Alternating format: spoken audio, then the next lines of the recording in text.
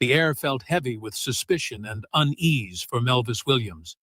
At 38, she was a successful real estate agent, a loving mother to her 16-year-old daughter Zoe, and wife to Derek, her husband of 18 years. But beneath the surface, a storm was brewing. For months, Melvis had been plagued by a gnawing feeling that something wasn't right with Derek. Melvis had tried to shake off these thoughts, convincing herself that she was being paranoid. After all, Derek was a respected high school teacher, beloved by his students and colleagues alike. He'd always been a devoted father and husband. But the nagging doubt persisted, growing stronger with each passing day. On this particular Saturday afternoon, Melvis found herself alone in the house. Derek had taken Zoe to her soccer practice, and Melvis was using the quiet time to catch up on some paperwork. As she sat at the kitchen table, sifting through documents, her phone buzzed with a text from Zoe. "Mom, practice ended early. Dad's dropping me off at Jasmine's. We're going to study for our history test. See you later." Melvis frowned. Jasmine was Zoe's best friend, a bright and bubbly girl who had practically become a second daughter to the Williams family over the years. But something about the text didn't sit right with Melvis. She couldn't shake the feeling that she was missing a piece of the puzzle. Acting on instinct, Melvis decided to drive by Jasmine's house. She told herself she was being ridiculous, that she'd simply wave at the girls if she saw them and continue on her way. But as she turned onto Jasmine's street, her heart began to race. Derek's car wasn't in the driveway. In fact, there were no cars at all. Confused and increasingly anxious, Melvis pulled over and dialed Jasmine's home number. After a few rings, Jasmine's mother answered. "Hello, Mrs. Taylor. It's Melvis Williams. I was just wondering if Zoe and Jasmine are there studying." There was a pause on the other end of the line. "No, Melvis. Jasmine's at her grandmother's this weekend. Is everything okay?" Melvis's blood ran cold. She mumbled a quick excuse and hung up, her mind reeling. Where were Zoe and Derek? Why had they lied? The possibilities that flooded her mind made her feel sick. With trembling hands, Melvis opened her phone's tracking app. She and Derek had agreed to share their locations for safety reasons, a decision she now felt immensely grateful for. Her eyes widened as she saw Derek's location. He was at home. Melvis's drive back to their house was a blur. Her mind raced with possibilities, each more horrifying than the last.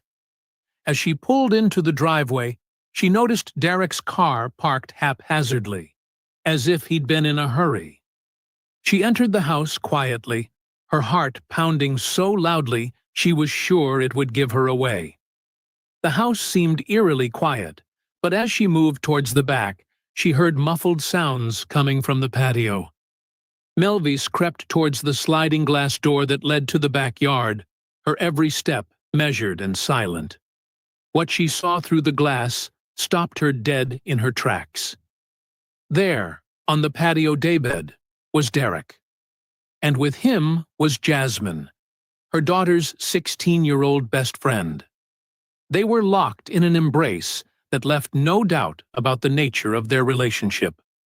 Derek's hands roamed over the young girl's body, touching places that no adult should ever touch a child. In that moment, Melvis's world shattered.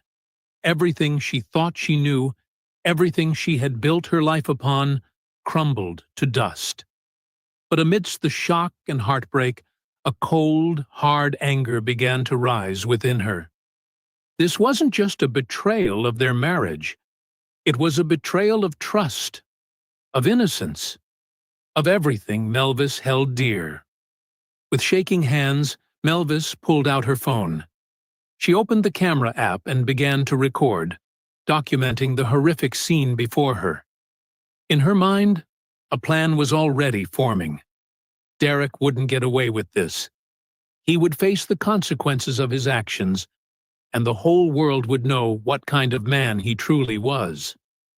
As she stood there, silently filming the betrayal unfolding in her own backyard, Melvis made a decision that would change their lives forever. She would expose Derek's crimes to the world, live and unfiltered.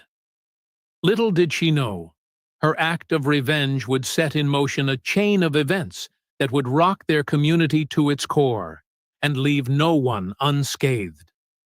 Melvis's fingers moved swiftly across her phone screen, her mind operating on autopilot as shock and rage coursed through her veins. With a few taps, she was live on social media, broadcasting the sickening scene to her followers, friends, and anyone else who happened to stumble upon the stream. "This is what a predator looks like."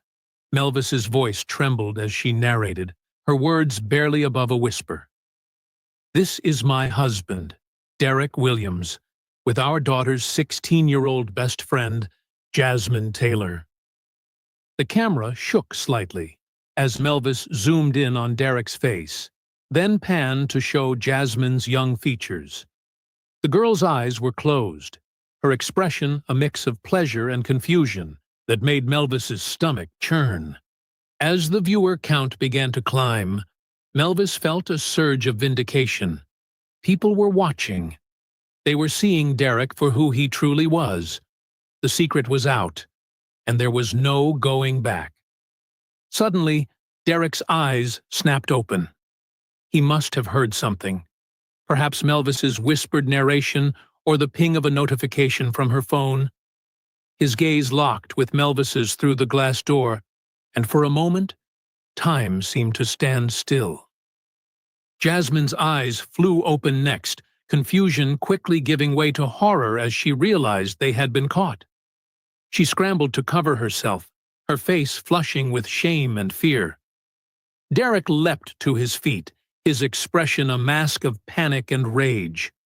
"Melvis, what the hell are you doing?" he roared, lunging towards the door. But Melvis was already moving, backing away from the door while keeping her phone trained on the scene. "Stay back, Derek," she warned, her voice stronger now. "I'm showing the world exactly who you are. A cheater. A liar." Derek's face contorted with fury. He yanked the door open, stepping into the house with Jasmine cowering behind him. "Turn off that damn phone, Melvis. You have no idea what you're doing." "Oh, I know exactly what I'm doing," Melvis spat back. "I'm protecting our daughter. I'm protecting all the girls you've probably been preying on. How long has this been going on, Derek? How many other students have you molested?" Jasmine let out a sob, her young face streaked with tears. "Mrs. Williams, please, it's not what you think. We love each other." Melvis felt a wave of pity for the girl, quickly followed by another surge of anger towards Derek. "Jasmine, honey, this isn't love. He's using you. He's an adult, a teacher. He knows better." Derek made another move towards Melvis, his hands outstretched as if to grab the phone. "You're ruining everything," he growled. "Turn it off now, or I swear to God, Melvis." "Or you'll what?" Melvis challenged, her voice rising. "Hit me? In front of all these people watching? Go ahead. Show them what kind of man you really are." The tension in the room was palpable. Derek's eyes darted between Melvis's phone and her face, the realization of what was happening slowly sinking in. His career, his reputation, his freedom. It was all crumbling before his eyes. Suddenly, the sound of sirens pierced the air. Someone, perhaps one of the viewers, had called the police. Derek's face drained of color, and he stumbled backwards, nearly tripping over Jasmine. "Melvis, please," he begged, his voice cracking. "Turn it off. We can talk about this. I can explain." But Melvis stood her ground, her phone still broadcasting. "There's nothing to explain, Derek. It's all right here for everyone to see." As the sirens grew louder, Jasmine began to panic. "I want to go home," she whimpered, Please, I just want to go home." Melvis's heart broke for the young girl, but she knew she couldn't let her leave. "Jasmine, I know you're scared, but you need to stay here. The police will want to talk to you. You haven't done anything wrong. This is all on Derek." The next few minutes were a blur of activity. Police officers burst through the front door, their weapons drawn. They quickly assessed the situation, separating Derek from Jasmine and Melvis. As an officer gently led Jasmine away to be questioned, another approached Melvis. "Ma'am, I'm going to need you to stop the live stream now," the officer said firmly but kindly. Melvis nodded, her adrenaline finally starting to ebb. With shaking hands, she ended the broadcast. As she looked up, she saw Derek being led away in handcuffs, his head bowed in shame. In the sudden quiet that followed, Melvis felt the full weight of what had just happened crash down upon her. She sank to her knees, her phone clattering to the floor beside her. As the tears began to fall, she wondered how she would ever explain this to Zoe, how their family would ever recover from this betrayal. But amidst the pain and confusion, there was also a sense of relief. The truth was out. Derek could no longer hide behind his facade of respectability. Whatever happened next, Melvis knew she had done what she believed was right to protect her daughter and expose a predator. As the police officers bustled around her, taking statements and collecting evidence, Melvis closed her eyes and took a deep breath. This was just the beginning. The live stream may have ended, but its repercussions were only just starting to unfold. The days following the live stream were a whirlwind of police interviews, media frenzy, and emotional turmoil. Melvis found herself at the center of a storm she had unleashed but could no longer control. Her phone buzzed incessantly with notifications, messages from friends and family, interview requests from journalists, and an overwhelming flood of comments on her social media profiles. The video had gone viral within hours. Clips of Derek's shocked face and Jasmine's tearful confusion were plastered across news websites and shared thousands of times on various platforms. Hashtags like #Boston Teacher Scandal and #Justice for Jasmine trended nationwide. For Melvis, the hardest part was breaking the news to Zoe. Her daughter had been at a friend's house during the incident, blissfully unaware of the chaos unfolding at home. When Melvis finally sat her down to explain, Zoe's reaction was a mix of disbelief, anger, and heartbreak. "How could he do this?" Zoe had sobbed, her body shaking with each breath. "And Jasmine?" "She was my best friend. How could they both betray me like this?" Melvis held her daughter close, her own tears mingling with Zoe's. "I don't know, baby. I wish I had answers for you. But I promise you, we'll get through this together." The community was divided. While many praised Melvis for exposing a predator, others criticized her methods. Debates raged online and in local media about the ethics of live streaming such a private moment, no matter how justified the anger might have been. Legal experts weighed in, discussing the potential consequences of Melvis's actions. While Derek's crimes were clear, some argued that Melvis could face charges for distributing images of a minor in a compromising situation, even if her intentions were to expose a crime. One afternoon, about a week after the incident, Melvis received an unexpected visitor.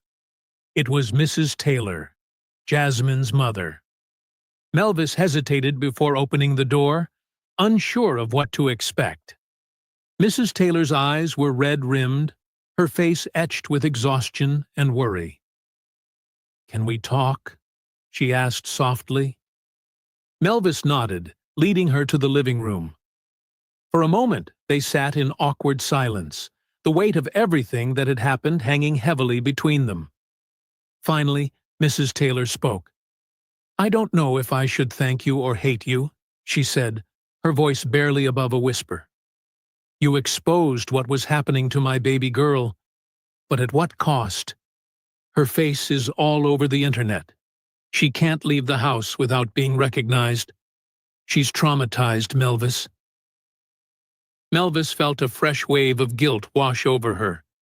In her anger and desire for justice, she hadn't fully considered the impact her actions would have on Jasmine. "I'm so sorry," she said, her voice cracking. "I never meant to hurt Jasmine. I couldn't stand by and do nothing." Mrs. Taylor nodded slowly. "I understand. I think I would have done something drastic too if I had been in your shoes. But now we're all left picking up the pieces." They talked for hours, sharing their pain, their anger, their fears for their daughters' futures. By the time Mrs. Taylor left, both women felt a small measure of comfort in their shared experience, a fragile bond forged in the crucible of this tragedy. Zoe slowly began to emerge from her shell, aided by therapy and the unwavering support of her mother. She made the difficult decision to transfer to a new school for a fresh start, away from the whispers and stares of her former classmates. Melvis, too, sought help to process her trauma. She joined a support group for partners of sex offenders, finding solace in the stories of others who had experienced similar betrayals. Slowly, she began to rebuild her life, focusing on healing herself and her daughter. One evening, as Melvis sat on the patio, the very spot where her world had imploded, she reflected on the choices she had made. The live stream had exposed Derek's crimes and potentially protected other young girls from his predatory behavior, but it had also caused immense pain and upheaval, not just for her family, but for Jasmine and countless others touched by the scandal. As she watched the sun set, casting long shadows across the yard, Melvis made a silent promise to herself and to Zoe. They would survive this. They would heal. And someday, they would find happiness again. The road ahead was long and uncertain, but they would walk it together, stronger for having weathered this storm. The gentle chirping of crickets filled the air as darkness fell, a reminder that life goes on, even in the face of unimaginable change.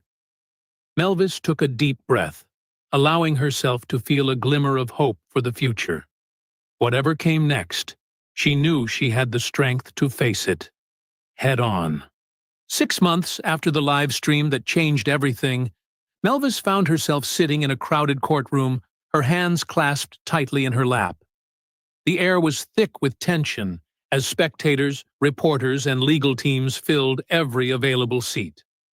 At the front of the room, Derek sat at the defendant's table, his once confident posture now slumped and defeated. The prosecutor, a sharp-eyed woman named Alicia Hernandez, approached the podium. "Ladies and gentlemen of the jury," she began, her voice clear and authoritative, "this case is about trust, and the egregious violation of that trust. Derek Williams was not just Jasmine Taylor's teacher. He was a predator who used his position of authority to groom and exploit a child." As Hernandez laid out the case against Derek, Melvis found her mind wandering back to the day of the live stream. She remembered the shock, the anger, the sick feeling in her stomach as she watched her husband with Jasmine. Part of her still couldn't believe it had been real. Derek's defense attorney, a slick-talking man named Robert Green, painted a different picture. He spoke of a moment of weakness, a lapse in judgment, by an otherwise upstanding citizen. He questioned the reliability of the live stream as evidence, suggesting that the emotional state of the person filming could have distorted the reality of the situation. When it was Melvis's turn to testify, she took a deep breath and approached the witness stand. As she swore to tell the truth, she caught Derek's eye. For a moment, she saw a flicker of the man she had loved for nearly 2 decades. Then it was gone, replaced by a mask of cold indifference. "Mrs. Williams," Hernandez began, "can you tell us about the events leading up to the afternoon of July 15th? Melvis nodded, her voice steady as she recounted her growing suspicions, the lies about Zoe's whereabouts, and the gut-wrenching moment when she discovered Derek and Jasmine together. "And what made you decide to live-stream what you saw?" Hernandez asked. Melvis paused, considering her words carefully. "I was in shock," she said finally. "I couldn't believe what I was seeing. Part of me thought that if I didn't record it, Derek would find a way to deny it, to make me think I was crazy for suspecting him. And I wanted everyone to see the truth. I wanted to protect other girls from going through what Jasmine did." During cross-examination, Green tried to paint Melvis as a vengeful wife, more interested in humiliating her husband than in seeking justice. But Melvis held firm, her responses measured and sincere. As she stepped down from the witness stand, Melvis felt a weight lift from her shoulders. She had told her truth, and now it was up to the jury to decide. The most difficult testimony came from Jasmine. The young girl's voice shook as she described how her relationship with Derek had evolved from mentorship to something more sinister. She spoke of feeling special, chosen, and then confused and ashamed as the lines of appropriate behavior blurred. "I thought I was in love," Jasmine said, tears streaming down her face. "But now I understand that Mr. Williams took advantage of me. He made me think it was my idea, that I was mature enough to handle an adult relationship. But I was just a kid, and he knew better." Throughout Jasmine's testimony, Derek kept his head bowed, unable to look at the girl whose trust he had so thoroughly betrayed. As the trial progressed, more evidence came to light. Text messages between Derek and Jasmine revealed months of inappropriate communication. Other students came forward with stories of uncomfortable interactions, of lingering touches and suggestive comments that had seemed innocent at the time, but now took on a more sinister meaning. The defense tried to argue that the live stream had prejudiced the public against Derek, making a fair trial impossible. They claimed that Melvis's actions had been reckless and self-serving, more about punishing her husband than protecting anyone. But in the end, the evidence was overwhelming. After 3 weeks of testimony and 2 days of deliberation, the jury returned with their verdict.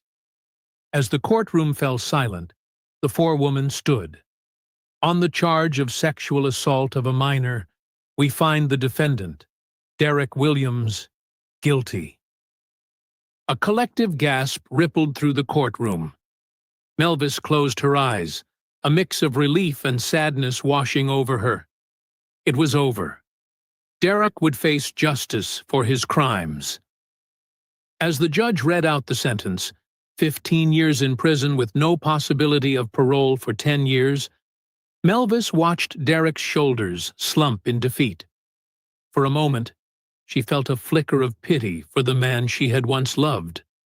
But then she thought of Jasmine, of Zoe, of all the lives that had been forever altered by his actions, and the pity faded. Outside the courthouse, reporters clamored for statements. Jasmine's parents spoke briefly, thanking the prosecution and expressing hope that their daughter could now begin to heal. Melvis declined to comment, wanting nothing more than to go home and hug her daughter. As she made her way through the crowd, Melvis felt a tap on her shoulder. She turned to find Jasmine standing there, looking uncertain. "Mrs. Williams," Jasmine said softly, "I just wanted to say thank you for believing me, for stopping him." Melvis felt tears prick her eyes. She reached out and squeezed Jasmine's hand. "You're so brave, Jasmine. None of this was your fault. I hope you know that." Jasmine nodded, a small smile breaking through her tears. As the young girl turned to join her parents, Melvis felt a glimmer of hope. The road to healing would be long, but they had taken the first steps. That night, as Melvis sat with Zoe, watching a movie and sharing a pint of ice cream, she reflected on the journey that had brought them here. The pain, the betrayal, the public scrutiny, it had all been overwhelming at times, but they had survived. They were stronger for it. As Zoe laughed at something on screen, her face lit up with a joy Melvis hadn't seen in months. Melvis made a silent promise. They would move forward. They would build a new life, one not defined by Derek's betrayal, but by their own strength and resilience. The credits began to roll, and Zoe turned to her mother. "Hey, Mom," she said softly. "I'm proud of you. For everything." Melvis pulled her daughter close, feeling a warmth spread through her chest. They had weathered the storm together, and whatever challenges lay ahead, they would face them the same way, side by side, stronger than ever.